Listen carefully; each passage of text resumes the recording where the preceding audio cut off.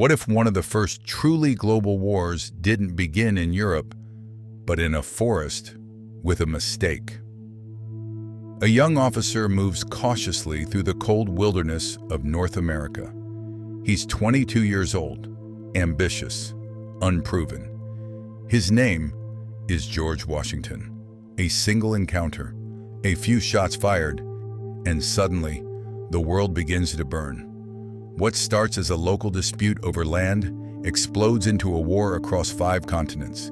Empires will rise, others will fall. And the greatest twist?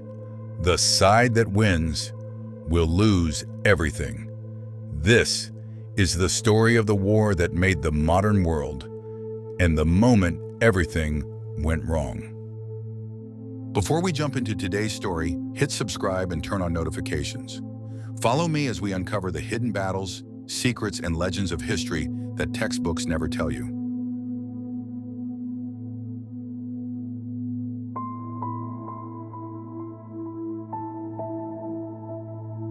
Long before the first shot was fired in America, the war had already begun. In royal courts, trade routes, and ambitions that refused to coexist. By the mid-18th century, Europe wasn't truly at peace. It was waiting. Britain and France had spent decades testing each other through smaller wars, fragile treaties, and unresolved rivalries. The War of the Austrian Succession had ended recently, but it solved nothing. It only delayed what was coming. Because this was no longer just about land, it was about systems of power. Britain was becoming a commercial empire, driven by naval strength, global trade, and financial networks. Its power moved through oceans. France was different: larger armies, centralized monarchy, deep continental influence. Its empire relied on control, alliances, and strategic positioning. 2 models, 2 ambitions, and neither could dominate without confronting the other. But the real tension wasn't in Europe. It was across the Atlantic. Britain's 13 colonies were expanding rapidly, population rising, settlements pushing west, land becoming a necessity, not a luxury. These colonies were no longer fragile outposts. They were growing into something permanent. France, meanwhile, controlled a vast interior, from Canada to the Mississippi. On a map, it looked overwhelming. In reality, it was stretched thin, held together by forts, rivers, and fragile alliances. And between these 2 systems lay the most dangerous place in North America, the Ohio River Valley. Dense, strategic, unsettled. To British colonists, it meant opportunity. To France, it was the vital link holding their empire together. Control it, and you shape the continent. Lose it, and everything weakens. But there was another force at play. This land was not empty. Indigenous nations, Shawnee, Delaware, Mingo, Haudenosaunee, Ottawa, and others, had long maintained a careful balance between European powers. They negotiated, adapted, and preserved their autonomy by keeping that rivalry alive. They understood what the empires did not. If that balance collapsed, so would stability. By the early 1750s, the pressure was no longer subtle. British traders moved deeper inland. French forts began to rise. Warnings were ignored. No declaration. No formal war. Just tension, building. Leaders in London and Versailles believed it could still be controlled. They were wrong, because this wasn't a local dispute anymore. It was a system under strain, ready to break, and all it would take was one mistake.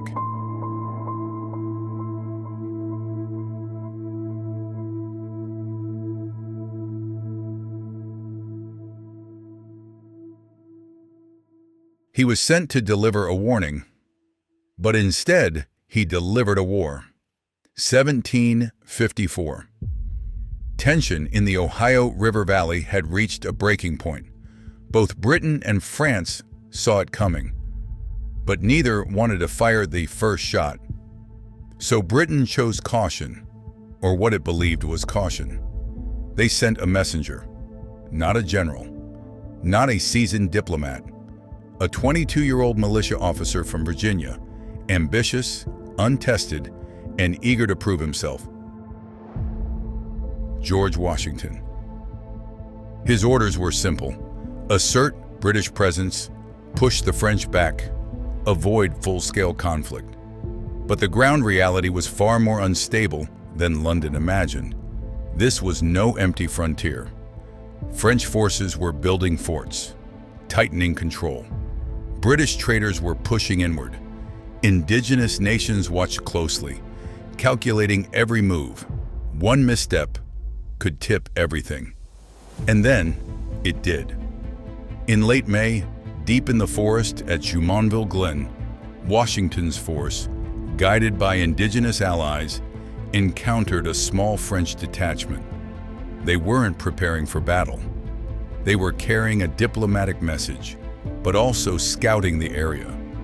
What followed remains contested: confusion, miscommunication, sudden violence. But one fact is certain: gunfire broke out. The French officer Joseph Coulon de Jumonville was killed. And in that moment, something irreversible happened. Because this was no longer just a skirmish. To the French, it was the killing of an envoy, a breach of diplomacy, a reason to retaliate. To the British, it was framed as defense. Two narratives, one consequence. The line between peace and war disappeared. Washington, now caught in something far larger than intended, withdrew and hastily built Fort Necessity. The name said everything. It wasn't strong, it wasn't strategic, it was urgent. And it wouldn't last. Within weeks, French forces, joined by Indigenous allies, surrounded the fort. Rain fell relentlessly. Supplies ran low. Morale began to collapse. Washington had no advantage left, only a decision. He surrendered. The terms were written in French, a language he did not fully understand. When he signed, he may have unknowingly admitted responsibility for Jumonville's death. A military defeat turned into a diplomatic crisis. But here's the twist. This still wasn't officially a war. No declarations, no formal announcements. And yet, across the Atlantic, the story changed. In Paris, it became aggression.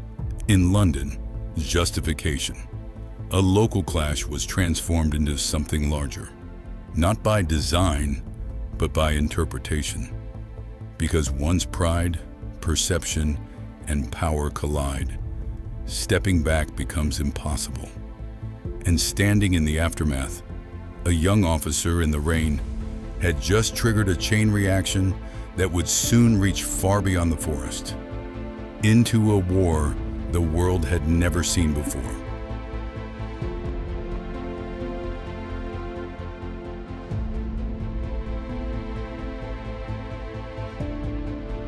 What began as a frontier conflict was about to engulf the entire world. The clash in the Ohio Valley didn't stay hidden for long. It crossed the Atlantic through reports, letters, and political rumor, until it reached the courts of Europe, where perception mattered as much as reality.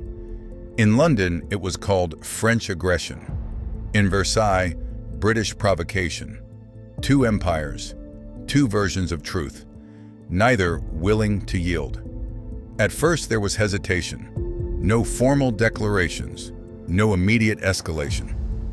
But beneath that surface, alliances were shifting. Britain, dominant at sea but cautious on land, aligned with Prussia, led by Frederick II, an aggressive and unpredictable strategist. France made a far more dramatic move. For generations, it had opposed Austria. Now facing British expansion, it reversed course, allying with Austria, and later drawing in Russia and Spain. Historians call it the diplomatic revolution. In reality, it was a warning. Europe was preparing for a much larger war. And in 1756, it began. Prussian forces struck first, invading Saxony and igniting open conflict across Central Europe. What followed was relentless, rapid campaigns, shifting fronts, and armies fighting on multiple sides. Frederick's survival depended not on dominance, but precision, speed, and calculated risk. But even as Europe descended into war, it was only part of the story, because this conflict had something new: global reach. In India, the British and French East India Companies fought for influence, territory, and trade, pulling local rulers into a wider imperial struggle. In the Caribbean, sugar islands became critical targets, small in size but immensely valuable. Control them, and you controlled wealth capable of sustaining entire wars. Along the West African coast, fortified trading posts were seized, key points in expanding commercial networks. And in the Pacific, even distant territories were drawn in. By 1762, British forces would capture Manila, proving that distance no longer limited conflict. This was no longer a series of separate wars.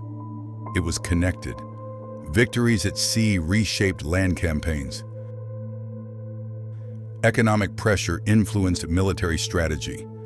Decisions in Europe echoed across continents. Few wars before this had connected so many continents so directly, making this one of the first truly global conflicts. And yet, there was no single plan guiding it, no central control, just empires reacting, often faster than they could think. And in the middle of this growing chaos, one truth became clear. This was no longer just about North America. It was about dominance, about survival, about the future of global power. But even as the world burned, everything still pointed back to one place: Canada, because whoever controlled it would shape how this war ended.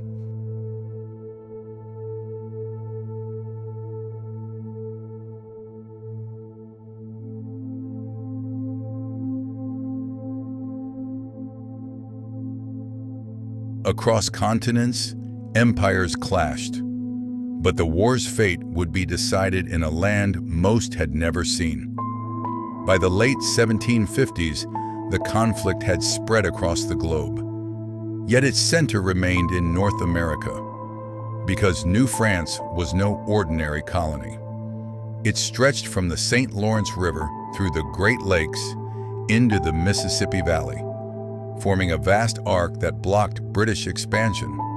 It lacked population, but made up for it with strategy, waterways, fort networks, and long-standing alliances with indigenous nations. French forces moved with precision, adapting to terrain and relying on cooperation rather than numbers. The British had advantages: more settlers, more resources, but they lacked coordination. Colonies argued, militias operated independently, and early campaigns exposed those weaknesses. In 1755, General Edward Braddock marched toward Fort Duquesne, expecting a conventional fight. Instead, his army was ambushed in dense forest, with indigenous warriors playing a decisive role. Gunfire came from unseen positions. Lines broke. Command collapsed. Braddock was killed. His forces retreated in chaos. The lesson was clear. This was not a European war. And early on, the French and their indigenous allies understood that better. They held key positions, controlled movement, and slowed British advances with calculated precision. For a time, France seemed in control. Then, quietly, the balance shifted. In London, William Pitt redefined Britain's strategy. He focused resources where they mattered most and leveraged Britain's greatest strength, naval power. Troops surged across the Atlantic. The Royal Navy cut French supply lines. Colonial efforts became coordinated, funded, unified. For the first time, Britain was fighting as a system, and the results followed. In 1758, British forces struck Louisbourg, the fortress guarding access to the St. Lawrence River. After a determined siege, it fell. The gateway to Canada was open. From that moment, French momentum weakened. Supplies dwindled. Reinforcements slowed. Their vast territory became a burden. Too much land, too few men. But the outcome wasn't decided yet. France still held its core, and everything now pointed to one place: Quebec. Because whoever controlled Quebec would decide the fate of Canada and possibly the entire war.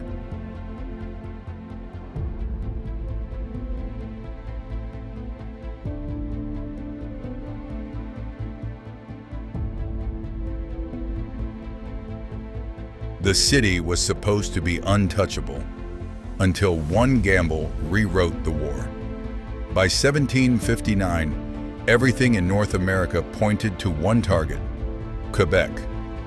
High above the St. Lawrence River, it was more than a city. It was a fortress. Cliffs shielded it. Walls guarded it. Supply lines, though strained, still held. From a military perspective, Quebec wasn't meant to fall. French commander Louis-Joseph de Montcalm believed that. Experienced, disciplined, and cautious, he understood the terrain and his limits. His strategy was simple: hold, delay, wait for winter. Because winter would force the British fleet to leave.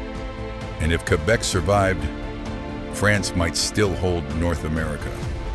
Across the river stood James Wolfe, young, determined, running out of time. British forces had taken Louisbourg. They had advanced deep into French territory. But Quebec remained unbroken. Weeks turned into months. The British cut supply lines, raided the countryside, tried to provoke battle. Montcalm refused. He waited. And that's what made Wolfe's situation dangerous. He couldn't wait. He couldn't retreat. He had to act.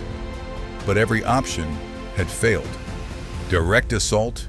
Impossible. Siege? Unsustainable. Frontal attack? Suicide. So he chose something else: risk.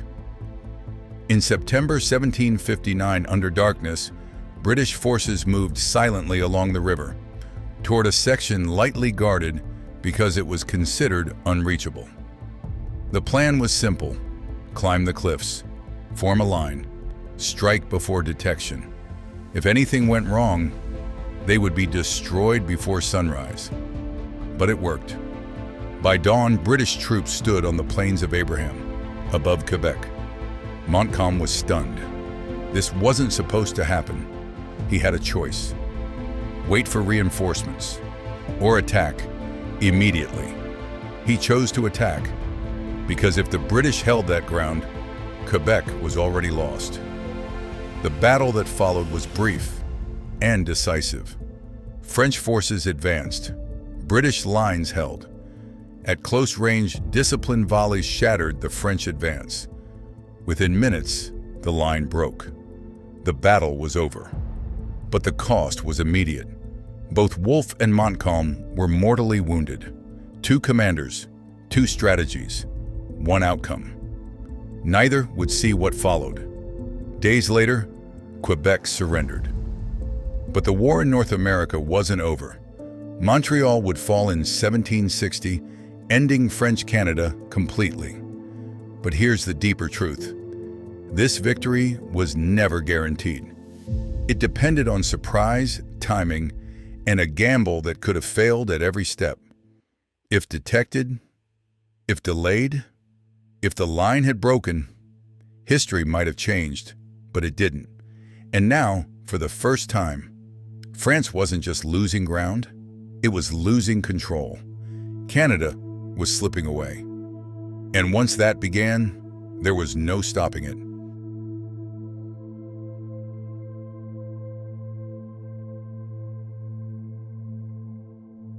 If this story fascinates you, make sure to subscribe and check the playlist. There are more epic battles and hidden histories waiting to be discovered.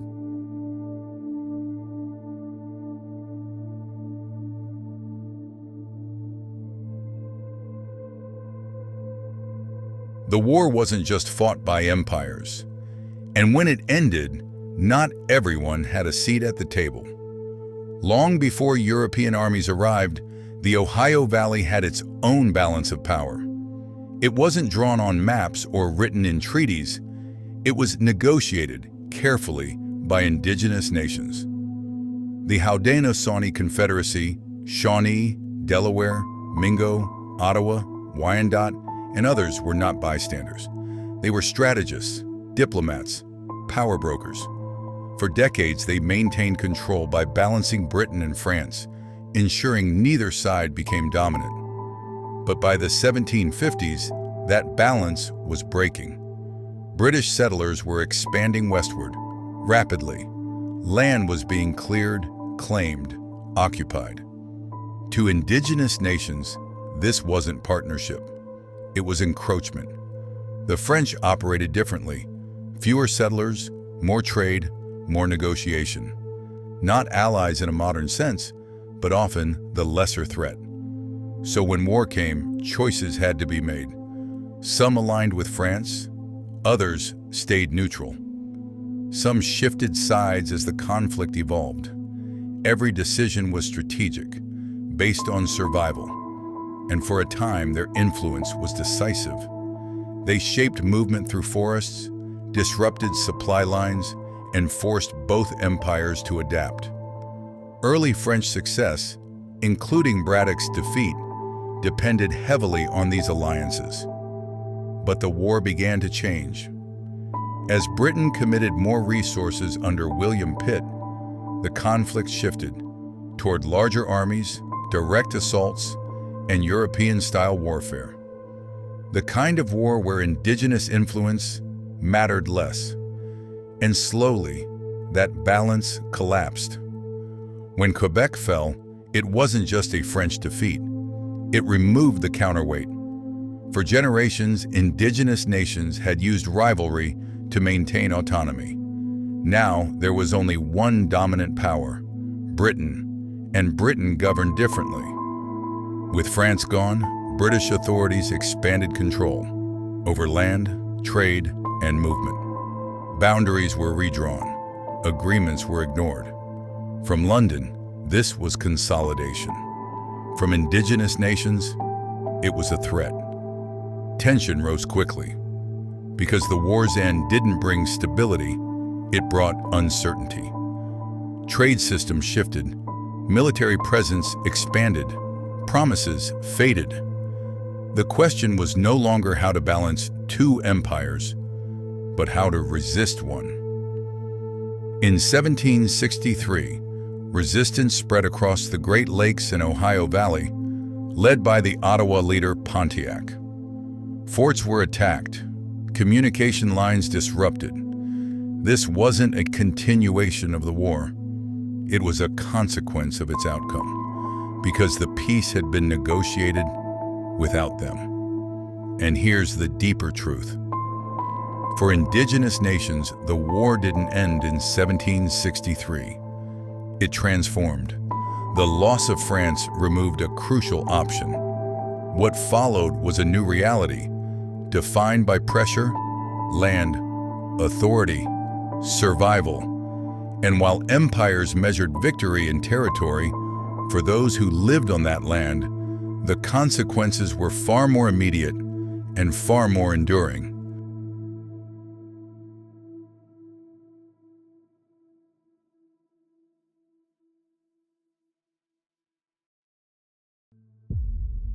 Britain had just won the greatest war of the century. So why did it feel like the beginning of something far more dangerous? 1763.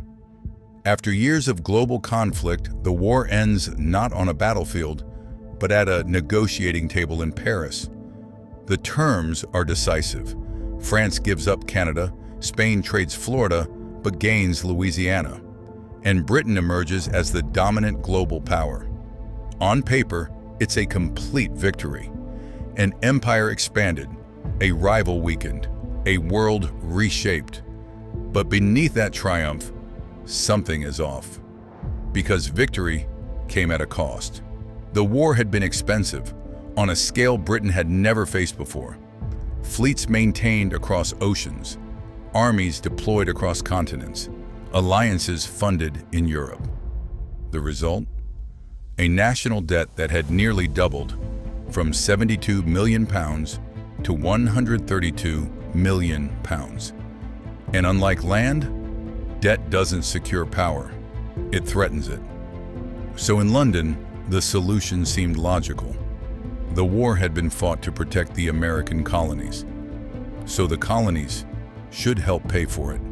Not punishment, policy. New taxes, the Sugar Act 1764, the Stamp Act 1765. Stronger enforcement, closer control. By British standards, it was reasonable, but across the Atlantic, it felt different because the colonies had changed. They had fought, organized militias, contributed resources. And now, with France gone from Canada, the threat that once justified British control had disappeared. For the first time, the colonies were less dependent. And that changed everything. Because as control increased, a question began to spread. Why tighten authority when the danger is gone? At first, the response was cautious. Debate, petitions, disagreement. But beneath it, something deeper was forming. A shift in identity. The colonies were no longer just extensions of Britain. They were beginning to see themselves differently. And here's the tension. There is no revolution yet. No independence movement. No war. Just friction. A growing distance between two sides that still believed they were connected.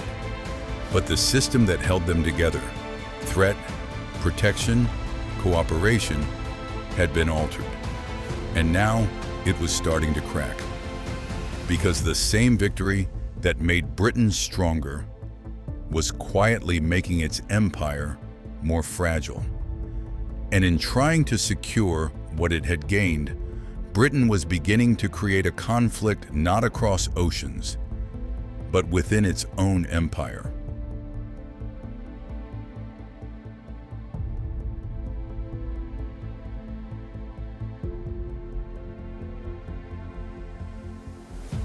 France lost the war, but refused to lose the future. 1763 looks like the end. France is defeated. Britain stands dominant.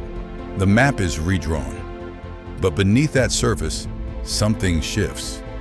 France didn't plan to lose Canada, but defeat became an opportunity. New France had always been costly, difficult to defend, and less profitable than Caribbean colonies. Even before the war ended, some French officials questioned its value. So when it was lost, France didn't collapse. It adapted. Focus shifted to rebuilding naval power, strengthening its position in Europe, and waiting for the right moment. Because while Britain celebrated, cracks were already forming. In America, tension was rising. New taxes, the Sugar Act, the Stamp Act, weren't just resisted, they were rejected. Protests spread, boycotts formed, colonial voices grew louder. This wasn't just about money anymore. It was about authority. Who decides? Who governs? And for the first time, those questions became personal. France watched, quietly, carefully, because Britain's greatest strength, its empire, was becoming its greatest weakness. Every attempt to tighten control met stronger resistance. Every effort to restore order created more instability. What began as tension was becoming fracture, and eventually, break. Years later, conflict would erupt between Britain and its own colonies. And at that moment, France would return, not to reclaim Canada, but to strike back. By supporting the American colonies, financially and militarily, France found a way to weaken Britain without repeating the same war. It was calculated, indirect, effective, and deeply ironic, because the empire Britain strengthened through victory was now being challenged from within, with help from the power it had defeated. And here's the final twist. The 7 Years' War didn't end in 1763. It transformed from global war to imperial crisis. And the chain reaction that began in a distant forest was still unfolding.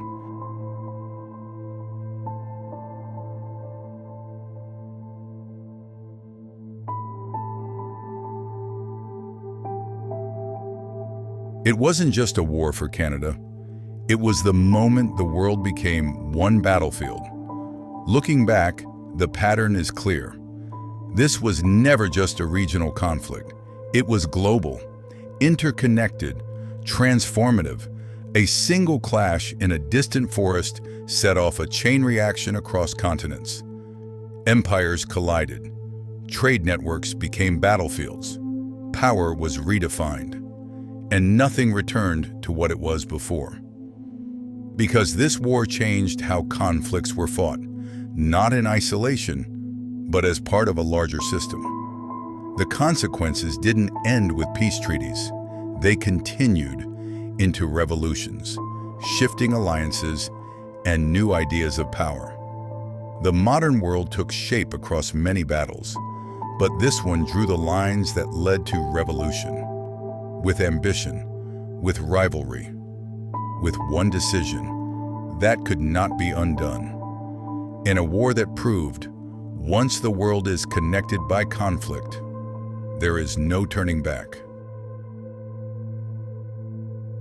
Thanks for watching. Click subscribe and dive into this playlist next. More untold stories of empires, warriors, and history-changing battles are just a click away.